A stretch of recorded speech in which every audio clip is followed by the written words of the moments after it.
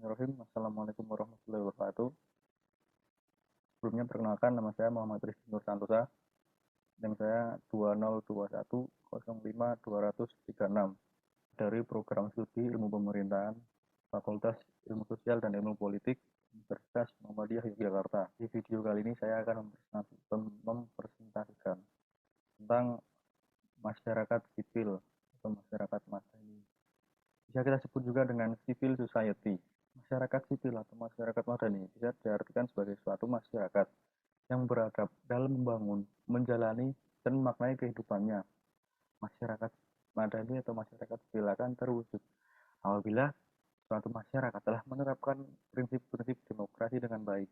Civil society sebagai masyarakat madani merujuk pada konsep dan bentuk masyarakat Madinah yang dibentuk oleh dan dibangun oleh Nabi Muhammad. Masyarakat Madani mempunyai definisi dan penjelasan yang cenderung mempunyai beberapa persamaan.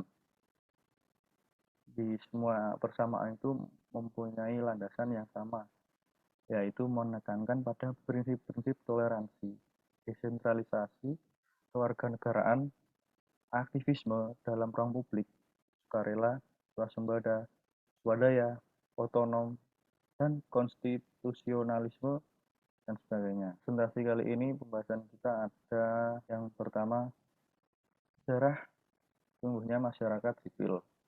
Yang kedua, pengertian masyarakat sipil. Yang ketiga, masyarakat sipil di Indonesia. Yang keempat, unsur masyarakat sipil. Kita bahas dulu yang pertama, yaitu sejarah masyarakat sipil. Sejarah masyarakat sipil atau masyarakat madani. Konsep masyarakat madani dengan istilah civil society lahir dan berkembang dari sejarah pergumulan masyarakat Eropa Barat. Masyarakat mengalami transformasi pola kehidupan masyarakat dari feodal menuju industri kapitalis. Manfred Riedel, Cohen, dan Arto, serta M. Dawam Raharjo mengemukakan wacana civil society sudah mengemuka pada masa Aristoteles. Pada masa ini, civil society dipahami sebagai sistem kenegaraan dengan menggunakan istilah koinonia politike, yaitu sebuah forum politik tempat warga dapat terlibat langsung dalam berbagai percaturan ekonomi dan pengambilan keputusan. Istilah koinonia politik yang dikemukakan Aristoteles ini digunakan untuk menggambarkan sebuah masyarakat politis dan etis yang warga di dalamnya berkedudukan sama di depan hukum. Pada tahun 1767, wacana civil society dikembangkan oleh Adam Ferguson dengan mengambil konteks sosial kultural politik Skotlandia. Ferguson menekankan civil society pada sebuah visi etis dalam kehidupan masyarakat. Pemahamannya ini digunakan untuk mengantisipasi perubahan sosial yang diakibatkan oleh revolusi industri dan munculnya kapitalisme serta mencoloknya perbedaan antara individu dan publik.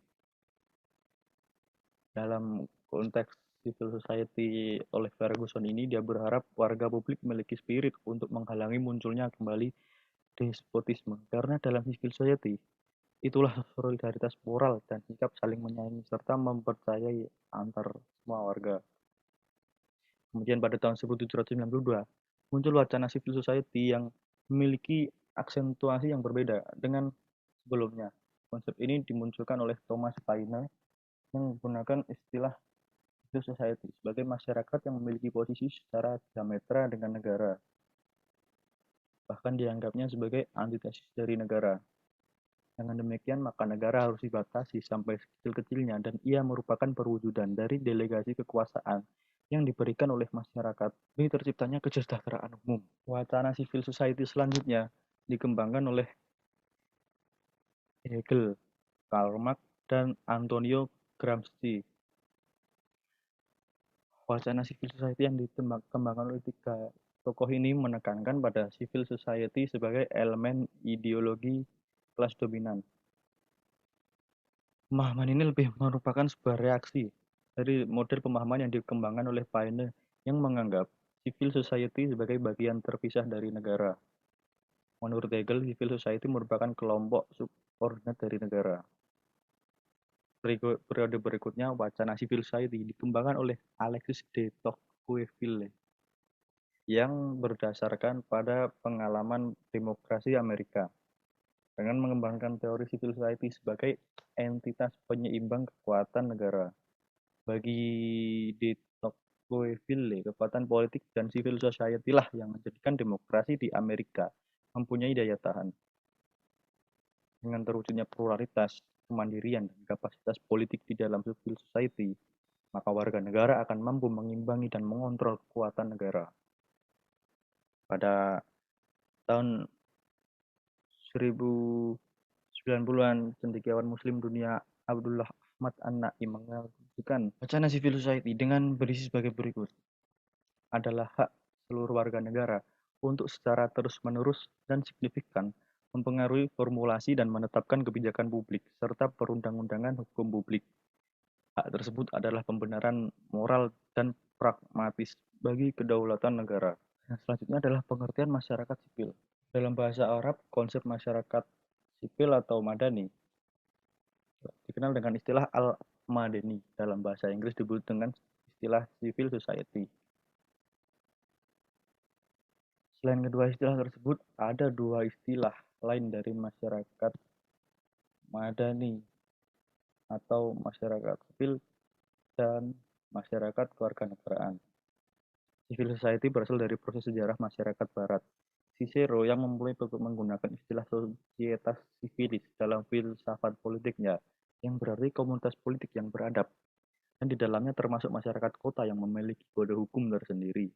Masyarakat Madani merupakan konsep yang merujuk pada masyarakat yang pernah berkembang di Madinah pada zaman Nabi Muhammad SAW, yaitu masyarakat yang mengacu pada nilai-nilai kebijakan umum yang disebut al-khair, ya, masyarakat sipil di Indonesia. Ya, masyarakat sipil di Indonesia mempunyai karakteristik yang berbeda dengan negara lainnya.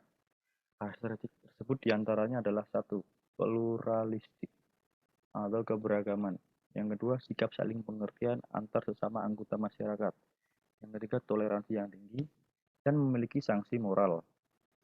Karakteristik-karakteristik tersebut diharapkan nantiasa mewarnai kehidupan masyarakat madani model madani di Indonesia nantinya.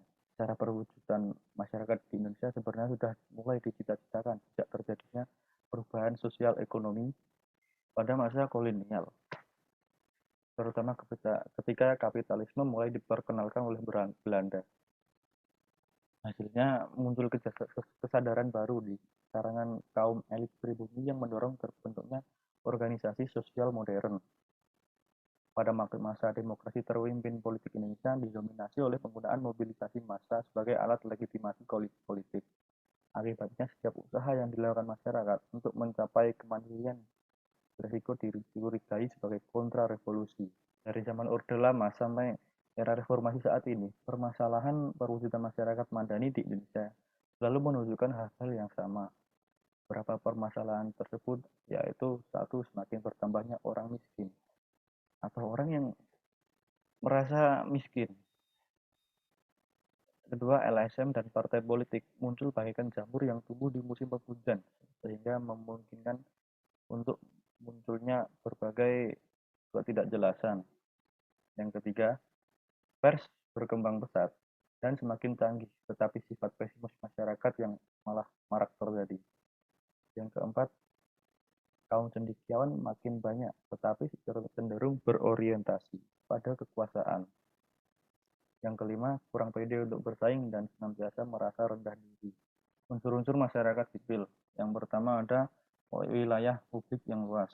Coba diartikan, wilayah publik yang luas adalah tempat atau ruang yang bisa diakses dan dimanfaatkan oleh warga negara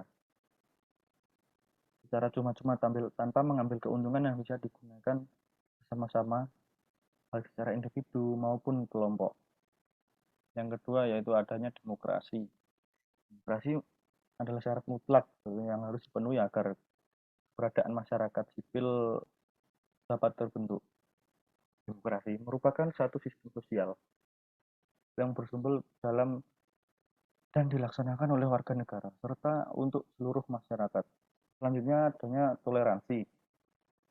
Toleransi adalah sikap saling menghormati dan menghargai antar individu atau antar kelompok di dalam masyarakat, di mana tujuannya untuk menghindarkan terjadinya diskriminasi. Toleransi adalah sikap manusia untuk saling menghormati dan menghargai perbedaan untuk menghadirkan perdamaian dalam keberagaman. Yang selanjutnya pluralisme. Pluralisme merupakan pengakuan dan penerimaan masyarakat akan adanya kemajemukan atau keberagaman di lingkungannya. Yang kelima ada keadilan sosial.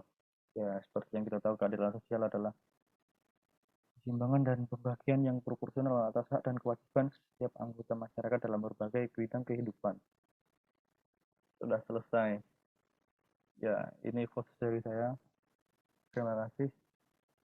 Itu tadi pembahasan tentang masyarakat sipil atau madani. Ya, kita sebut juga dengan civil society. Saya Muhammad Rizky Nur Santosa. Jika ada banyak salah, mohon dimaafkan. Wassalamualaikum warahmatullahi wabarakatuh.